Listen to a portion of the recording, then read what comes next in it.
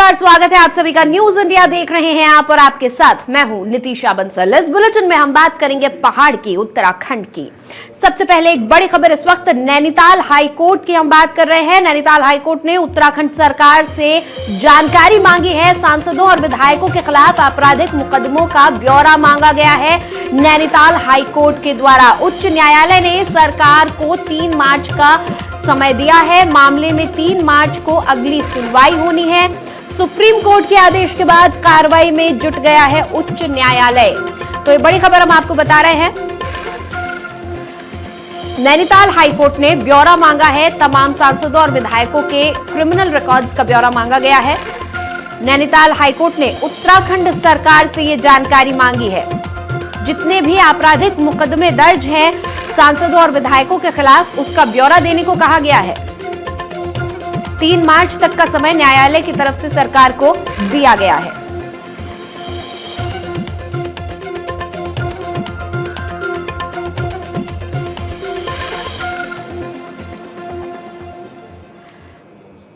और मेरे सहयोगी रोहित देहरादून से और संजय हरिद्वार से जुड़े हुए हैं। सीधा हम उनसे बातचीत करेंगे। रोहित, ये जो ब्यौरा मांगा गया है तमाम सांसदों का और विधायकों का, क्या कुछ है ये पूरा मामला, एक बार बता दीजिए।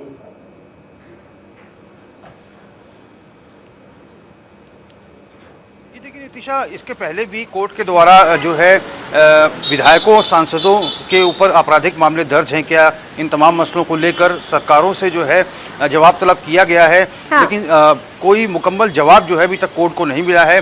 अगस्त 2021 को यह आदेश आया था राज्य सरकार को कि राज्य सरकार बताए कि जितने विधायक हैं इस समय, चाहे वो पक्ष के हों चाहे विपक्ष के हों, और जो राज्यसभा सांसद और लोकसभा सांसद हैं, इनमें किसी पे कोई आपराधिक मुकदमे दर्ज हैं तो उसकी जानकारी कोर्ट को दी जाए। कोर्ट को अभी तक कोई जानकारी सरकार की तरफ से नहीं दी गई है।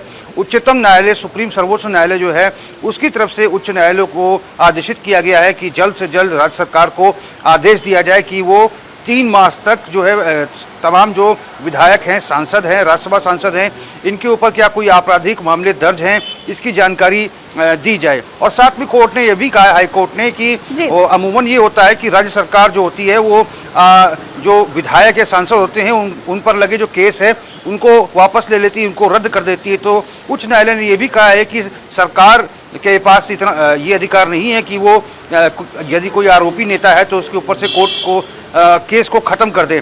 तो बिल्कुल फेयर जो है जो सूचना है वो राज्य सरकार उच्च न्यायालय को दे, ऐसा भी कहा गया है। क्योंकि इसके पहले भी हमने देखा है कि साध्वी प्रज्ञा ठाकुर हो या फिर संगीत सोम हो, इन तमाम जो ऐसे नेताओं के ऊपर जो है प्रदेश की सरकारों ने मुकदमे वापस लिए हैं। तो इसीलिए इन्हीं मामलों का संज्ञान लेते हुए कोर्ट ने कहा है कि राज्य सरकार बिल्कुल फेयर सूचना 3 मार्च तक उपलब्ध कराए कोर्ट को। बिल्कुल। संजय, 10 मार्च को जो है नतीजे आने हैं सामने, और उससे पहले 3 मार्च तक का समय सरकार को दिया गया है। इस बीच उत्तराखंड सरकार के सामने, क्योंकि बीजेपी की सरकार है, बीजेपी में कई और मसले भी चल रहे हैं, क्या लग रहा है, क्या सरकार इस बार भी समय पर कोर्ट को ये जानकारी मुहैया करवा पाएगी? बिल्कुल नितिशा, निश्चित तौर पर जिस तरह से उत्तराखंड उच्च न्यायालय ने ये जानकारी मांगी और संज्ञान लिया है, हालांकि 3 मार्च तक का समय भी दिया है कि जो मामले हैं उनको जानकारी दे, उन्हें पंजीकरण करवाए। आपको बताया उत्तराखंड राज्य में 70 विधानसभा है और 70 ही विधायक है, करीब 8 सांसद है। तो तमाम जिस तरह से 2022 के विधानसभा चुनाव हुए तो करीब उनमें 14 विधायक ऐसे थे जिन पे गंभीर मामले चल रहे थे। उसी को देखते हुए अब उच्च न्यायालय ने ये संज्ञान लिया है कि जल्द से जल्द इनकी जानकारी, जो इनके ऊपर गंभीर आरोप है, इनकी डिटेल से जानकारी दी जाए, उसके बाद आगे की कार्रवाई की जाएगी। तो साफ कहा जा सकता है कि जो उच्च न्यायालय है वो कहीं ना कहीं इस पर लगातार जानकारी मांग रहा है। अब देखते हैं कि किस तरह से सरकार इसको जवाब देती है। जी चलिए संजय, रोहित, आप दोनों हमारे साथ बने रहिए। एक और खबर हम अपने दर्शकों को बता देते हैं। एक और अहम खबर, इस वक्त दिल्ली दौरे पर है मुख्यमंत्री पुष्कर सिंह धामी। बीजेपी में घमासान की आलाकमान को रिपोर्ट देंगे। गृह मंत्री अमित शाह से सीएम धामी मुलाकात करेंगे। बीजेपी के वरिष्ठ नेताओं से भी मुलाकात करेंगे। बीजेपी विधायकों ने पार्टी नेताओं पर गंभीर आरोप लगाए हैं और इसी के चलते अब आलाकमान ने रिपोर्ट मांगी है। स्पष्टीकरण मांगा गया था जिसके चलते सीएम पुष्कर सिंह धामी को दिल्ली का दौरा ये करना पड़ा है।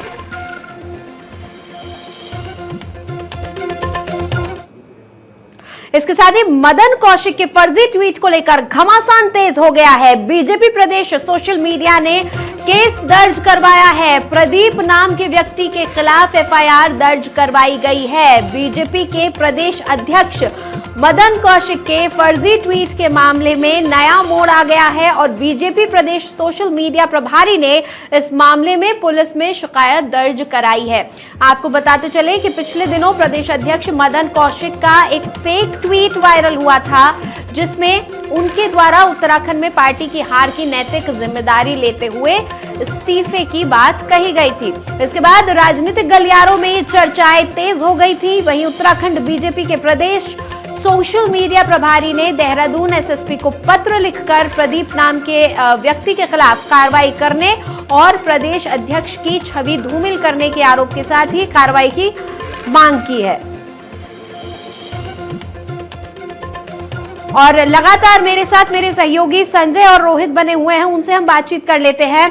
संजय, सबसे पहले आपके पास आऊंगी। देखिए, काफी कुछ विवाद इस बीच चल रहा है, काफी कुछ दिक्कतें बीजेपी में चल रही है। पहले लक्सर के विधायक संजय गुप्ता ने जिस तरह के इल्जामात लगाए मदन कौशिक पर, उसके बाद तुरंत ही उसके बाद की ये घटना है कि मदन कौशिक के ट्विटर अकाउंट से एक ट्वीट सामने आता है जिसने सियासत में भूचाल मचा दिया है, क्योंकि उसमें जो रूलिंग पार्टी है उसकी हार की बात कही गई थी और कि वो हारने वाली है और नैतिक जिम्मेदारी लेने की बात कही गई थी। काफी बड़ा ये पूरा प्रकरण हो जाता है। बिल्कुल नीतीश सर, जिस तरह से बीते दिनों से लगातार ही एक ट्वीट किया गया था, एक फर्जी ट्वीट किया गया था।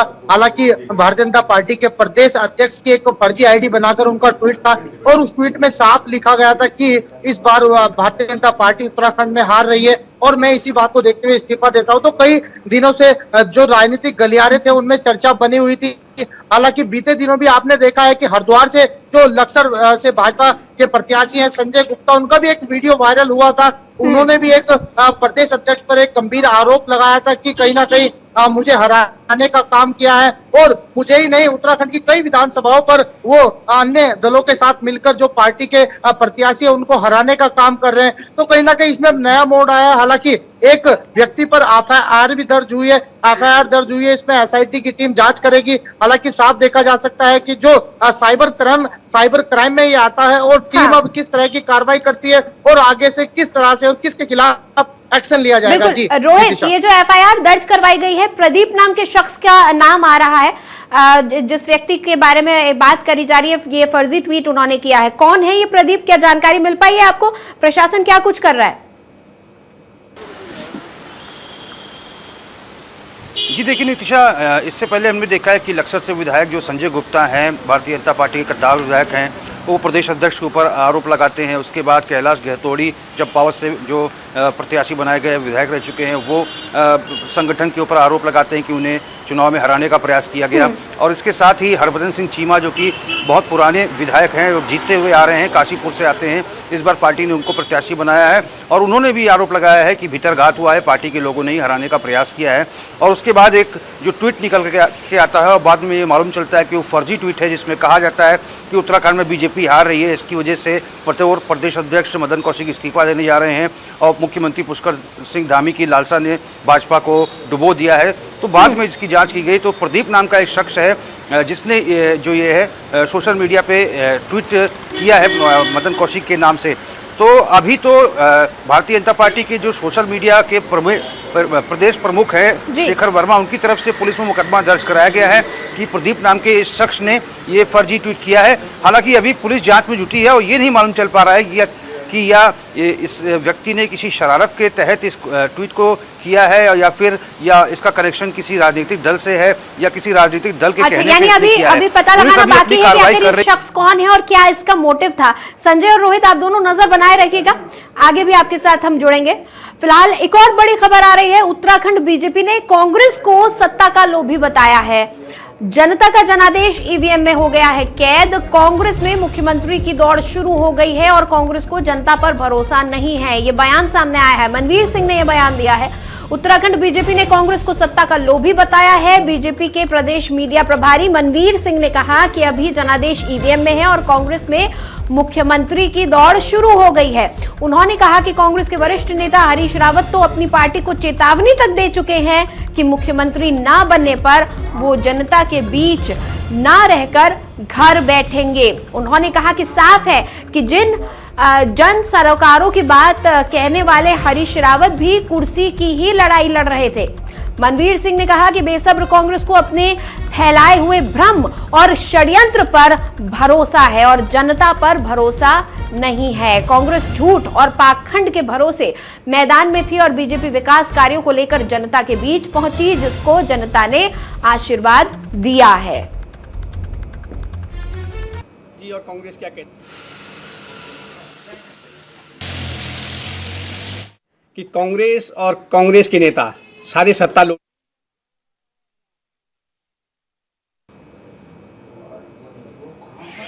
सत्ता चाहिए और सत्ता के बाद लूट चाहिए। लूटने के लिए सरकार बनाने की उनकी कोशिश है। और जैसे कि कांग्रेस और कांग्रेस के नेता सारे सत्ता लोलुप हैं और उन्हें जनता के उससे कोई मतलब नहीं है हित से, लेकिन उन्हें सरकार में सत्ता चाहिए और सत्ता के बाद लूट चाहिए। लूटने के लिए सरकार बनाने की उनकी कोशिश है। और जैसे ही हरीश रावत जी जो बयान दे रहे हैं मुख्यमंत्री बनने की, अभी जनादेश ईवीएम में पैक है, लेकिन उनके मुख्यमंत्री के जो सपने उनको दिखने लगे हैं वो अभी से दिखने लगे हैं। लेकिन सबको मालूम है कि भारतीय जनता पार्टी की प्रचंड बहुमत की सरकार बनने जा रही है। हम 60 पार का जो हम नारा दिया था, हम पूर्ण बहुमत के साथ सरकार बनाने जा रहे हैं। और इसी खबर पर लगातार मेरे दोनों सहयोगी मेरे साथ बने हुए हैं। रोहित मेरे साथ देहरादून से जुड़े हुए हैं, वहीं संजय हरिद्वार से लगातार जुड़े हुए हैं। रोहित, हम ये बात कर भी रहे थे कि हरीश रावत जिस तरह से अपनी योजनाओं के बारे में, भविष्य की योजनाओं के बारे में बता रहे हैं, चाहे वो घसियारी पेंशन हो, चाहे वो शगुन पेंशन हो, तो कहीं ना कहीं ये नजर आ रहा है कि हरीश रावत आलाकमान को भी संदेश दे रहे हैं और अपनी जो उनकी प्रबल इच्छा शुरू से रही है सीएम पद की, वो इन बातों से जाहिर हो रही है। अब बीजेपी भी यही कह रही है, लेकिन बीजेपी इसको एक इल्जाम बनाकर पेश कर रही है। कांग्रेस पर इल्जाम लग रहा है कि मुख्यमंत्री की दौड़ शुरू हो गई है। बिल्कुल नितिशा, देखिए अगर चुनावी नतीजों की बात करें तो अभी 3 हफ्ते से अधिक का समय है और 3 हफ्ते तक तमाम राजनीतिक नेताओं को इंतजार करना होगा नतीजों का। हालांकि पूर्व सीएम हरीश रावत के द्वारा एक दिन पहले जिस तरह से कहा गया था कि कांग्रेस की सरकार प्रदेश में आएगी तो वो घसियारी योजना को लॉन्च करेंगे, यानी कि उन्होंने अप्रत्यक्ष रूप से खुद को सीएम बनाए जाने को लेकर अपनी राय रखी, अपनी चाहत बताई। बीते रोज भी जिस तरह से उन्होंने एक वीडियो सोशल मीडिया पे डाला कि शगुन पेंशन योजना लागू की जाएगी, मंगल गीत गाने वाली महिलाओं के लिए कांग्रेस सरकार आएगी और तो उनके द्वारा इस पहल की शुरुआत की जाएगी। तो उस दौरान भी ये लगा कि वो एक हाईकमान को और जनता को बताने का प्रयास कर रहे हैं कि वो सीएम बनना चाहते हैं। अब तो उन्होंने खुलकर बोल दिया है, उन्होंने कहा है कि कांग्रेस सत्ता में आएगी तो वो मुख्यमंत्री बनेंगे। अगर उन्हें मुख्यमंत्री नहीं बनाया जाता है तो वो राजनीति में सक्रिय नहीं रहेंगे और घर बैठना ही ज़्यादा पसंद करेंगे। तो एक बार इन बयानों से ये साफ हो गया है कि हरीश रावत चाहते हैं कि कांग्रेस की सरकार आए और कांग्रेस की सरकार आए और वो प्रदेश की सरकार का नेतृत्व करें, यानी कि मुख्यमंत्री वही बने। तो उन्होंने अपनी इच्छा जाहिर कर दी है। अब इसको लेकर राजनीति भी जमकर हो रही है। हालांकि कांग्रेस हाईकमान की अगर बात करें तो उन्होंने 2022 इस विधानसभा चुनाव में हरीश रावत को चुनावी कैंपेन का अध्यक्ष जरूर बनाया था, लेकिन उन्होंने मुख्यमंत्री का चेहरा हरीश रावत को घोषित नहीं किया था।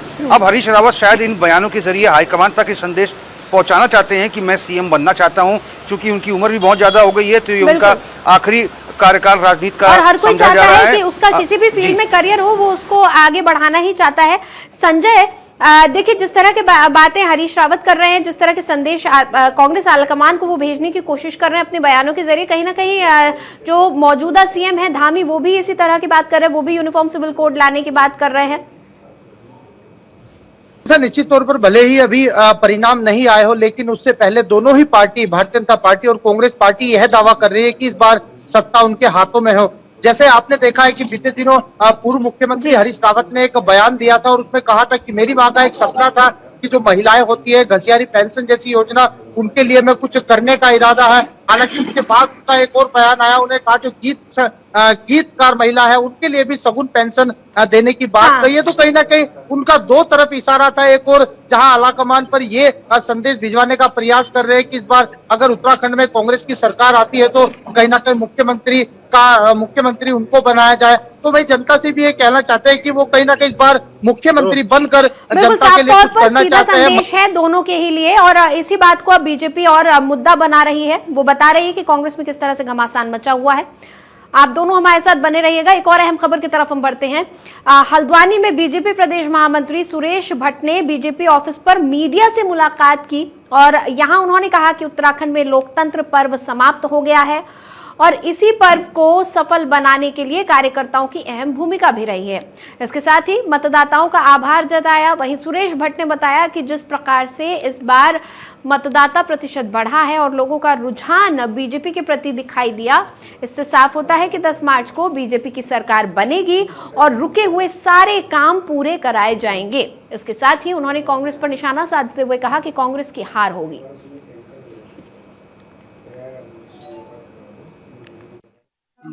इसमें अब क्या है, इसमें तो अब लड़ने से अब फिर से इस समय हम अब चुनाव के मैदान में नहीं है, हमको कैनवेसिंग के मैदान में नहीं है। अब तो जो भी करना है, जनता ने अपना निर्णय ईवीएम में डाल दिया, 10 तारीख को पता लग जाएगा।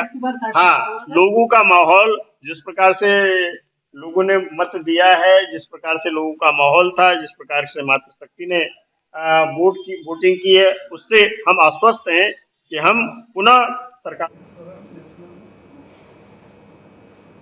और उत्तराखंड विधानसभा चुनाव हो चुके हैं, लेकिन अभी रिजल्ट आना बाकी है। लेकिन सभी प्रत्याशी अपने अपने समर्थकों के साथ वोटिंग के गुणाभाग करते नजर आ रहे हैं। वहीं हरिद्वार ज्वालापुर देहात सीट से बीजेपी विधायक सुरेश राठौर भी अपने समर्थकों के साथ चुनाव को लेकर आकलन करते नजर आए। इस मौके पर उन्होंने सहयोग के लिए विधानसभा क्षेत्र की जनता और कार्यकर्ताओं का आभार व्यक्त करते हुए कहा कि ये मेरा चुनाव नहीं था, बल्कि समस्त क्षेत्र की जनता का चुनाव था। सुरेश राठौर ने जिला निर्वाचन की टीम को शांतिपूर्ण चुनाव कराने के लिए बधाई भी दी और क्षेत्र के लोगों का आभार भी व्यक्त किया। तो प्रसन्नचित हैं, हम अच्छे खासे चुनाव जीत रहे हैं, कार्यकर्ताओं का आभार व्यक्त कर रहे हैं। रात दिन लगकर मेहनत की है, तो सभी कार्यकर्ताओं को हम शुभकामनाओं के साथ साथ उनका आभार भी व्यक्त कर रहे हैं, क्योंकि यही कार्यकर्ता है जिसके बलबूते पर हम भारतीय जनता पार्टी को विजयी बनाकर ला रहे हैं। रात दिन लगा था पिछले 6 महीने से, और जिस दिन से चुनाव घोषित हुआ, एक एक कार्यकर्ता पूरी तरह से रात को 11-12 बजे तक काम करता था और बीजेपी को जिताने में उसने अपनी पूरा योगदान। तो रोहित और संजय मेरे साथ जुड़े हुए हैं। संजय, पार्टी ने तो कार्यकर्ताओं का धन्यवाद करना भी शुरू कर दिया है कि हम चुनाव जीत रहे हैं। क्या लग रहा है कि ये निश्चिंतता किस ओर संकेत कर रही है? देखिए नितिशा, जीत को लेकर सभी राजनीतिक दल के प्रत्याशी आश्वस्त है। हालांकि अगर हरिद्वार की बात की जाए तो यहाँ पर 11 विधानसभा है और 11 विधानसभाओं पर करीब 110 प्रत्याशियों ने अपनी किस्मत आजमाई है इस बार। हालांकि अभी नतीजे साफ नहीं हुए हैं, 10 मार्च को नतीजे भी आ जाएंगे, लेकिन उससे पहले ही अब जो सब प्रत्याशी है जहाँ एक और अपने समर्थकों के साथ गुना भाग कर रहे हैं, तो वही जनता का भी आभार कर रहे हैं, क्योंकि जनता का बहुत अच्छा योगदान रहा है। क्योंकि अगर हरिद्वार के परिप्रेक्ष्य में बात की जाए तो हरिद्वार का जो परसेंटेज है वो काफी बेहतर रहा है। इसी को लेकर कहीं ना कहीं जो प्रत्याशी है वो अब जनता का आभार कर रहे हैं। आपने देखा है कि जीत को लेकर भी पूरी तरह अस्वस्थ नजर आ रहे हैं, हालांकि अब अपने पूजा पाठ में भी लग गए हैं। अगर बात की जाए हरिद्वार की ज्वालापुर विधानसभा की, यहाँ के जो प्रत्याशी है वो सुरेश राठौर है, और जब हमने इनसे बात की तो साफ साफ पर इनका कहना है कि जनता का अच्छा खासा प्यार मिला है इस बार। जो दोबारा से हरिद्वार की ज्वालापुर विधानसभा में भारतीय जनता पार्टी के जो है, हम इस बार दोबारा से रंग लाएंगे और दोबारा से जनता के विकास के लिए कार्य करेंगे। जी, लेकिन संजय, इस बात को भी भूला नहीं जा सकता, कभी कभी ज्यादा मतदान का मतलब होता है कि जनता सरकार के खिलाफ जा रही है। रोहित, लग रहा है कि बीजेपी पूरी तरह से मान चुकी है कि एंटी इनकम्बेंसी का जो फैक्टर है, ये जो मिथक है, इस बार बीजेपी तोड़ने वाली है उत्तराखंड में। पार्टी मान के चल रही है। बिल्कुल नितिशा, आपने एक बात बहुत अच्छी, बिल्कुल नितिशा, आपने एक बात बहुत सही कही है कि जब मत प्रतिशत ज़्यादा होता है तो एंटी इनकम्बेंसी अगर प्रदेश में ये फैक्टर लागू होता है और पिछली सरकार से अगर नाराज़गी होती है तब भी मत प्रतिशत ज़्यादा होता है। तो भारतीय जनता पार्टी शायद इस चीज़ को भी ध्यान में रख रही है, और हालांकि मिथक तोड़ने की बात बीजेपी इस बार कर रही है, क्योंकि भारतीय जनता पार्टी ने अगर इन 3 महीनों की बात करें तो 3 महीनों में जितनी चुनावी कैंपेनिंग की है शायद ही उत्तराखंड के किसी राजनीतिक दल ने की है, चाहे वो शहीद सम्मान यात्रा के जरिए उत्तराखंड की 70 विधानसभा क्षेत्रों तक पहुंचना था, उसमें तमाम केंद्रीय नेता आते हैं। विजय संकल्प यात्रा 25 दिन तक निकाली जाती है, प्रत्येक विधानसभा क्षेत्रों में ये यात्रा निकाली जाती है। LED रथों के माध्यम से सरकार का प्रचार प्रसार किया जाता है, केंद्र सरकार की उपलब्धियां बताई जाती हैं। 1 दर्जन से अधिक केंद्रीय जो मंत्री हैं वो जनसभाएं करते हैं, मुख्यमंत्री जगह जगह जनसभाएं करते हैं। यात्रा का समापन मुख्यमंत्री की विधानसभा क्षेत्र खतीमा में होता है और रक्षा मंत्री राजनाथ सिंह और मुख्यमंत्री का जन संबोधन होता है। और वर्चुअल माध्यम से भी भारतीय जनता पार्टी अन्य दलों से आगे है। भारतीय जनता पार्टी ने करीब 1 महीना पहले ही अपना वर्चुअल स्टूडियो तैयार कर दिया था और प्रत्येक दिन 12 जनसभाएं होती थी। तमाम जो बड़े नेता हैं उत्तराखंड के, चाहे वो राज्यसभा सांसद हों, केंद्रीय राज्य मंत्री अजय भट्ट हों, मुख्यमंत्री हों, ये तमाम नेता 1-1 दर्जन जनसभाएं वर्चुअल माध्यम से भी कर रहे थे और लगातार जनता से डोर टू डोर कैंपेनिंग भी कर रहे थे। शायद इसी वजह से भारतीय जनता पार्टी इस मिथक को तोड़ने का प्रयास कर रही है, क्योंकि लगातार जो चुनावी कैंपेनिंग है उसमें भारतीय जनता पार्टी ने देखा कि बीजेपी सबसे आगे थी। देखिए सोशल मीडिया जो है, पहले ही जो सोशल मीडिया की टीम है बहुत मजबूत है, बीजेपी का सोशल मीडिया पे अच्छी पकड़ है, लेकिन इन चुनावों में भी खासतौर पर नजर आ रहा था कि बीजेपी चुनाव प्रचार में काफी आगे है। संजय रोहित, बहुत बहुत शुक्रिया आपकी इस तमाम जानकारी के लिए। तो चुनावों की भागम भाग खत्म हो चुकी है और ऐसे में हरीश रावत का एक वीडियो सामने आया है जहां वो एक टी स्टॉल पर पहुंचे और ब्रेड मक्खन खाते नजर आए और खुद भी दूसरों को ब्रेड मक्खन देते दिखाई दिए। हालांकि इस दौरान उनके साथ हल्द्वानी से कांग्रेस के उम्मीदवार सुमित हृदयेश और कार्यकर्ता भी मौजूद रहे।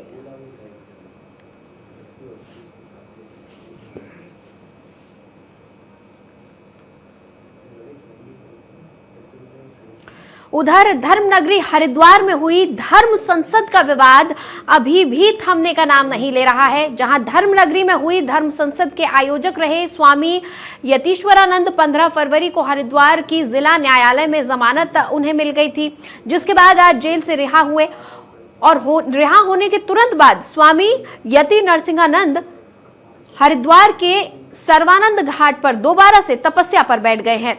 स्वामी यति नरसिंहानंद का कहना है कि मुझे पुलिस द्वारा यहीं से जेल ले जाया गया था, लेकिन अभी भी मेरा एक भाई जितेंद्र नारायण त्यागी जेल में है।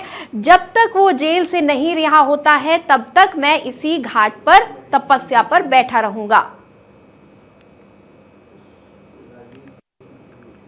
बहुत कमजोर धाराओं में हम लोगों को मुकदमा हुआ था, जो बिल्कुल सही है, क्योंकि हमने कुछ अपराध तो किया नहीं था, केवल अपनी आत्मरक्षा की बात कर रहे थे।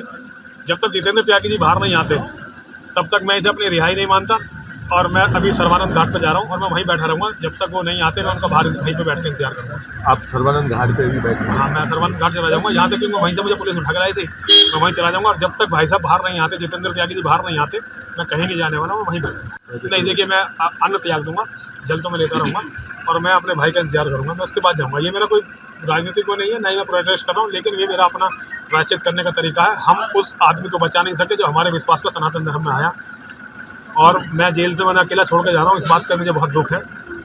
किसी भी तरह से मुझे उन्हें अकेला नहीं छोड़ना चाहिए था, क्योंकि उनकी जान को बहुत खतरा है।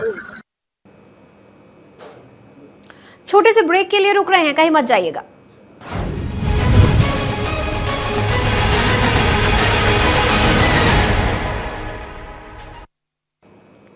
ब्रेक के बाद एक बार फिर आपका स्वागत है। चलिए खबरों का सिलसिला जारी रखेंगे। जिलाधिकारी डॉक्टर आर राजेश कुमार ने शहर में स्मार्ट सिटी परियोजना के कार्यों का निरीक्षण किया और लापरवाही बरतने वालों पर नाराजगी जाहिर की है।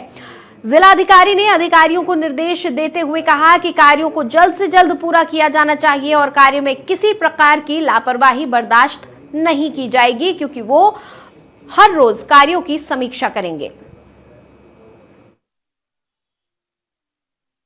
गेल अपने गैस पाइपलाइन दिखा रहा है, तो ये काम जो हो रहा है इनके कुछ अधिकारियों के नॉलेज में भी नहीं है और इनके लिए भी टोटली सरप्राइज। तो मेरा इन अधिकारियों से ही अनुरोध था कि कृपया अपना टाइम जो है आप इस फील्ड में निरीक्षण करें और स्पॉट में जो हो रहा है उससे रूबरू, और ऑफिस में बैठ के मॉनिटरिंग करने से कोई चीज़ होने वाला नहीं है।